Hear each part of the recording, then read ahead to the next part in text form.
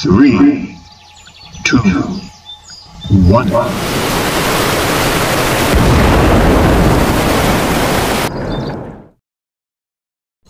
Magandang buhay mga kasilip! Panibagong adventure na naman po ng ating pagkikipagsapalaran at paninilip sa ilalim ng dagat ng Masinloc, Zambales. At dito lamang po tayo maninisid sa kalapit na power plant ng Masinloc, Zambales dahil medyo malakas po ang hangin.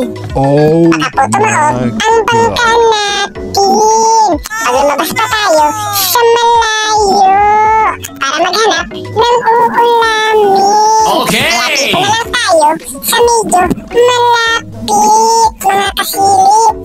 Nice! At sana po, biyaan po tayo ng ating mauulam ngayong gabi.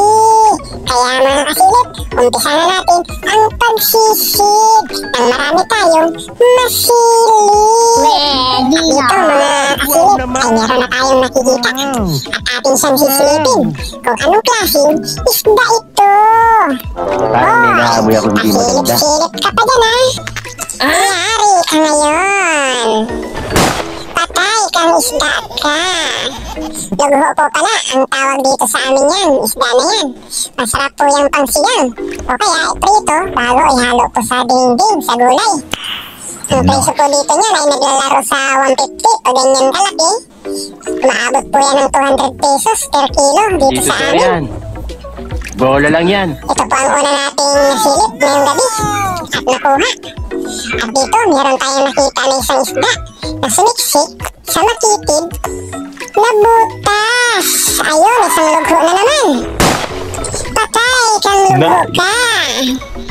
Kala mo matatapagtago kay kasilip. Hindi ka matatapagtago dahil nangangailangan ako ng mauulam. At dito, naninagan ko, umiilaw ang kanyang mata. Patay kang isda ka. Labas ka rito.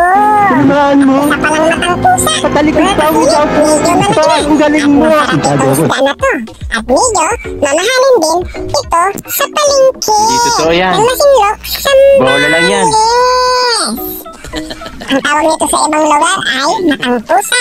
Dito sa Masinloc, nakalimutan ko na kung anong tawag yan. Pag naalala ko sa susunod, sasabihin ko na lang ulit kung makakakuha pa tayo ng ganito. At dito, meron akong nakitang mahaba.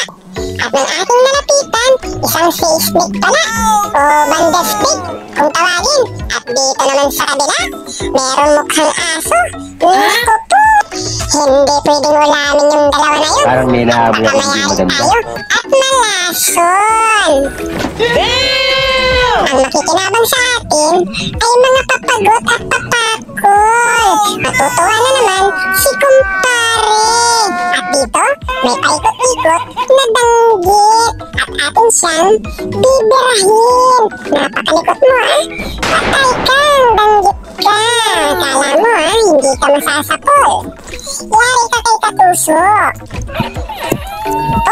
Yung danggit na yan ay hindi pa nakapangitlog kaya medyo mailap.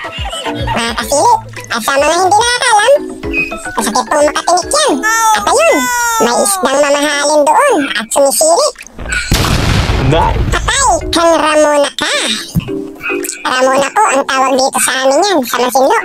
At medyo mamahalin po yan dahil umabot pa ang kilo niya ng 250 to 300 pesos po. Bola Ang lang kilo yan. niyan. At masakit din po makatinik yan, tulad po ng danggit.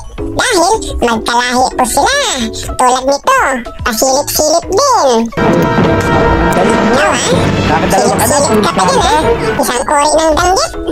Oh, Ramona. Tinamaan mo. Patay kang Ramona ka. Talikod pa ang ikaw. Lupin pa. Ang galing mo. Ulam ka ngayon.